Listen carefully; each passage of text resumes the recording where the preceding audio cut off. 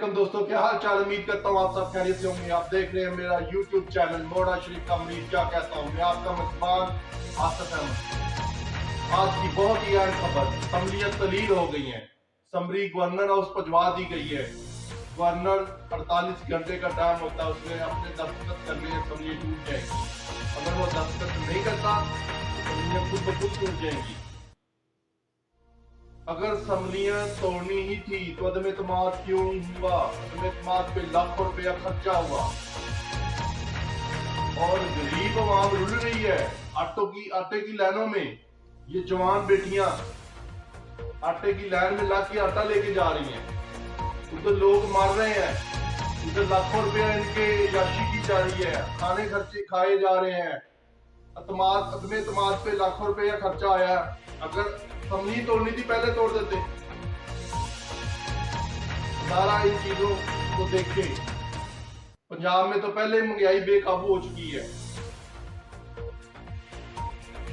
अब असम्बलियां तो तलील हो चुकी हैं। अब इनका जरिया पीटीआई का इलेक्शन करवाओ।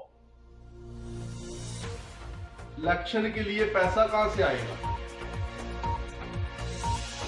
मुल्क तो आपका मेरा घर खा दिया आप लोगों ने। मुल्क तो बहुत ज्यादा डिफॉल्ट होने जा रहा है। आप लोगों को यही पड़ी हुई है, अदम एतमाद कर दो, असम्बलियां तोड़ दो। खुदारा आवाम का भी ख्याल करे, आवाम को इतना मजबूर ना करे कि वो खुद खुशियां कर ले,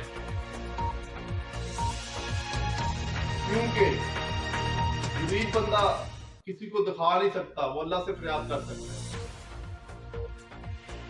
लिहाजा इस सिस्टम को चेंज करें। हमारी तो दुआ ही है, कोई भी हुकूमत आए वो पाकिस्तान के लिए आए, पाकिस्तान का सोचे, ना कि लोग रोटी के लिए मर रहे हैं और ये लोग असम्बलियों में बैठ के याशियां कर रहे हैं। ये हमारे हुक्मरान नहीं है।